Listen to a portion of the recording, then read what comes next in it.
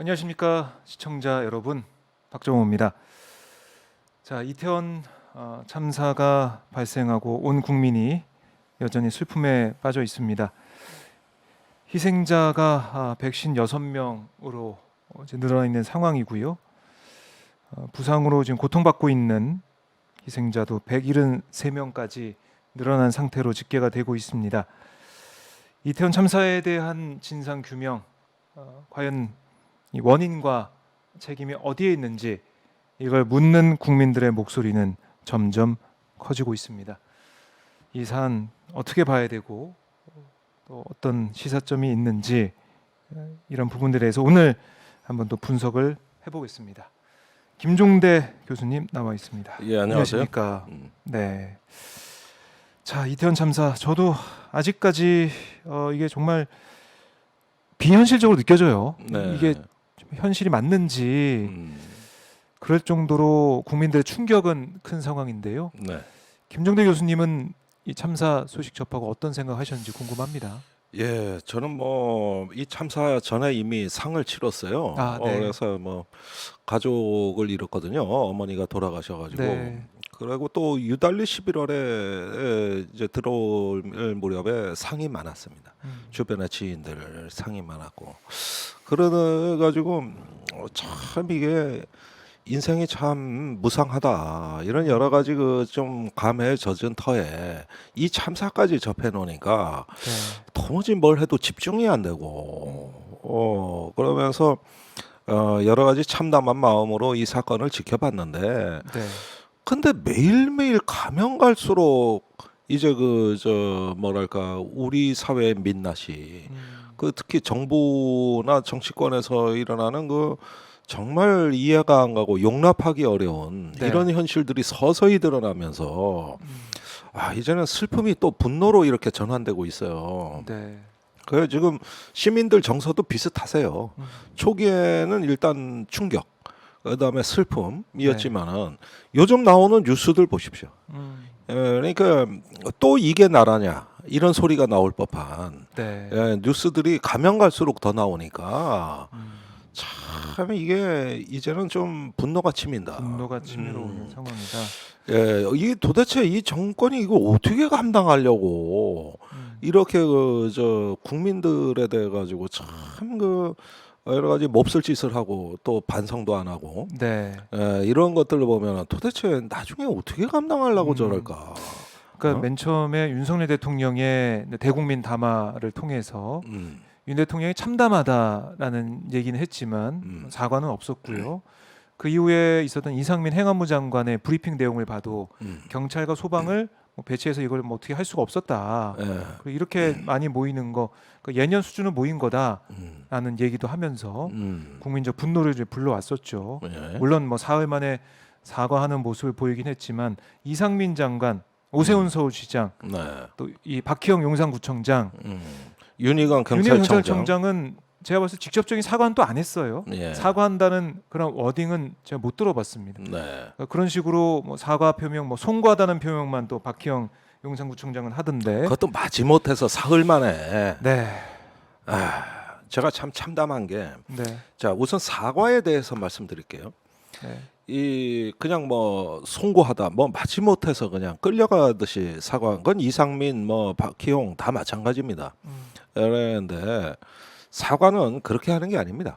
네, 사과는 우선은 그 나는 이 사건에 대해 무엇을 책임진 사람으로서 네, 내가 이 부분을 소홀히 해서 유족께 이러이러한 씻을 수 없는 상처를 드렸습니다. 네, 고로 사과합니다. 이렇게 돼야 되는 거예요.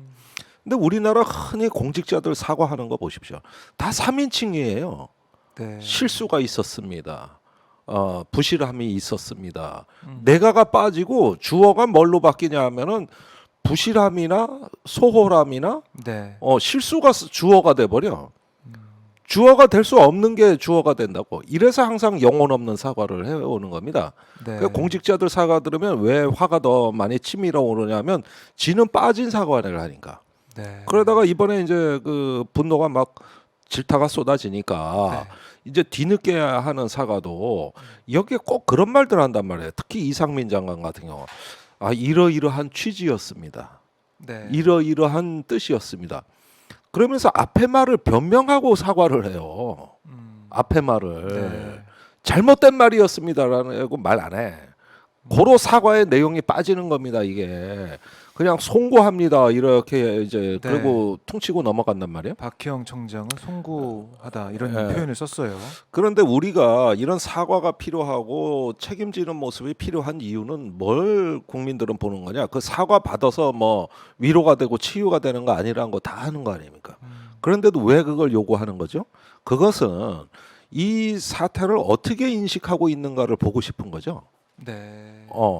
그리고 자기의 직분이 뭐고 자기의 책임이 뭔지를 알고 있구나.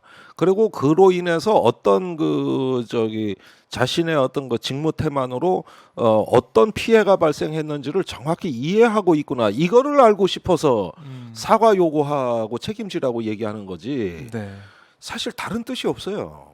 그러는데 그 보면은 그걸 전혀 인식하지 못하는 사과가 어떻게 사과입니까? 그래가지고 항상 이러이러한 취지였다 그러면서 유감을 표명하는데 그건 뭐요?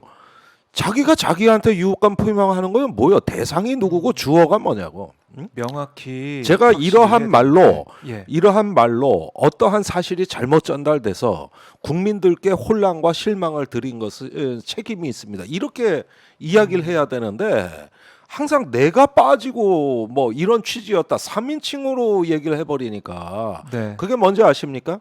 자기에게 쏟아질 어떤 비난과 책임을 면하기 위한 어떤 문법이에요. 아하. 그래서 제가 대학에서도 이제 그 대학원생들한테 그 위기 관리론을 강의를 몇 번 했는데 네.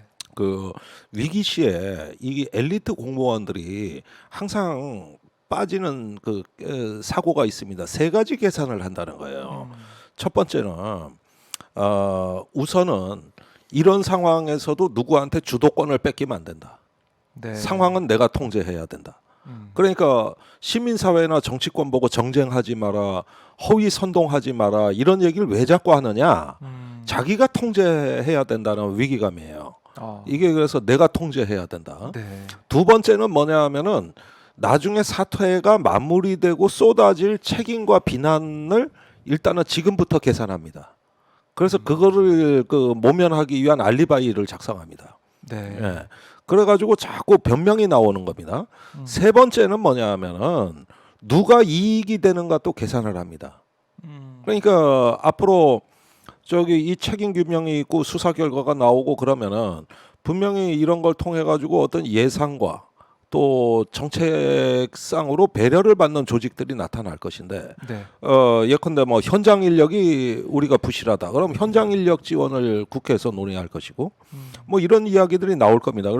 이럴 때 누가 이 사태의 이익을 차지하고 네. 불이익은 누가 받는 거냐? 이 득실을 계산을 한다는 거고 아. 이 세 가지가 공무원들이 위기 관리에 있어 가지고 무능한 엘리트로 보여지는 원인의 세 가지가 이유가 여기에 있다.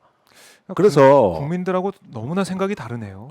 대부분 엘리트 관료주의가 위기 시에 실패하는 이유가 바로 여기에 있는 것인데 네. 이것을 초월하고 극복하는 방법은 정치적 리더십이다.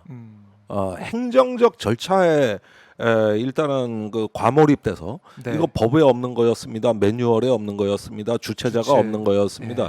이런 일체 지금까지 쏟아진 거의 막말에 가까운 이런 이야기들은 대부분 이 세 가지 계산과 연결돼 있다는 것이죠. 이거를 제가 행정학에서 발견한 이론인데 사이버네틱스 모델이라 그래요. 위기가 전개되는 상황 전개에 따라서 사람들이 무엇을 고려하는가에 대한 어떤 네. 체계화된 설명이 있거든요. 아하. 제가 이제 그런 것들을 많이 강의하는데 예. 여기서 관료의 세 가지 함정이 바로 이거라는 겁니다. 그러면 예를 들면은 우리가 2011년 3월 11일에 일본 대지진이 일어났어요. 네. 그래가지고 그 후쿠시마 원전에 원전이 폭발해 버렸다고. 그렇죠. 그 상처가 지금까지 이어지고 있지 않습니까? 네. 그런데 당시에 도쿄 전력이 시민들 앞에서 늘어놓은 궁색한 변명이 그거예요. 모든 원전은 내진 설계가 7.0 지진에 설계되어 있다. 최대치가. 근데 9.0 지진이 일어났다. 아. 그다음에 쓰나미가 밀려오는 것도 10m, 최대 10m 높이까지 그 대비가 돼 있는데 15m까지 이번에 밀려왔다. 네. 그래서 이게 매뉴얼에 없다. 아, 예상하지 못했던 이거는 예측했던 그런 상황이 재난이다. 아니고 매뉴얼에 없다. 음. 이렇게 변명을 한 거야. 도쿄 전력에서. 지금 똑같죠? 이태원 참사랑 똑같아요. 똑같은, 예. 그랬는데 훗날 밝혀진 게 그 이런 어떤 쓰나미가 더 고강도의 지진이 일어나고 뭐 했을 때 대비해서 원전 주변에 그 저 공사를 해가지고 네. 대비책을 세워야 된다는 연구 보고서가 있었어. 그게 밝혀진 거예요. 이번에 이태원 참사에서 그 용산 경찰서 정보과가 네. 지난달 26일 날 그 서울청까지도 다 공유한 정보 보고서가 뭡니까? 이 헬로윈 축제 안전 사고가 우려된다. 그렇죠. 인파가 많이 몰리니까. 이거였어요. 네. 그런데 그런 보고서나 경고는 분명히 있다는 거예요. 그다음에 옛날에 용역 보고서도 있었어요. 경찰에 네. 주최 측이 없어도 이런 어떤 혼잡 인파가 발생했을 때 대책이 필요하다는 거 다 돼 있었습니다. 그런데 도쿄전력도 그때 그것을 은폐했던 거지. 이런 용역 보고서가 있다는 걸. 그러고 나서 이제 그 용역 보고서대로 그 조치를 했더라면 네. 공사비가 약 400억 엔. 그다음에 공사 기간이 4년 이래 되니까 비용을 절감하려는 회사 입장에서는 이행하지 않은 겁니다. 그리고 그 보고서에서 공개한 재난을 맞이한 거예요. 경고했던. 그러니까 막을 수 있었던. 그러자마자 즉각 나오는 게 이거 매뉴얼에 없다. 막을 수 있었던 건데 그거 쏙 빼놓고 예. 매뉴얼만 없다 이런 얘기만 한 거네요. 흔히 우리가 일본을 매뉴얼 왕국이라 그래요. 그 나라가 매뉴얼이 참 촘촘하기로 유명한데 네. 그래서 이 재난을 매뉴얼의 재앙이라고 하는 겁니다. 매뉴얼의 재앙. 매뉴얼의 재앙. 그다음에 매뉴얼의 의미를 과대 포장한다는 거예요. 네. 무슨 얘기냐면 매뉴얼은 왜 만드냐 하면은 그대로 하라고 만드는 게 아니에요. 근데 이 매뉴얼은 절차를 숙달하기 위해서 만드는 거예요. 야, 예를 들어 이런 상황이 발생했다. 어떻게 해야 돼?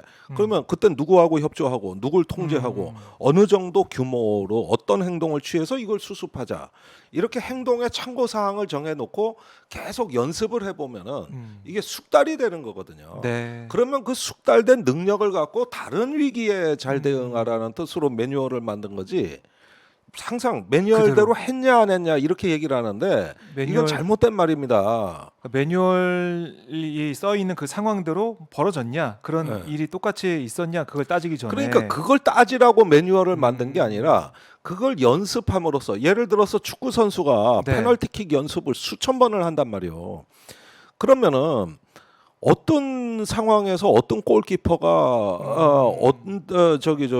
또 몇 점을 몇 개를 넣어야 우리 팀이 이기는지 상황이 다 다르지. 다 다르죠. 그러나 숙달하는 연습을 해놓으면 네. 다양한 상황에 대비를 할 수 있는 겁니다.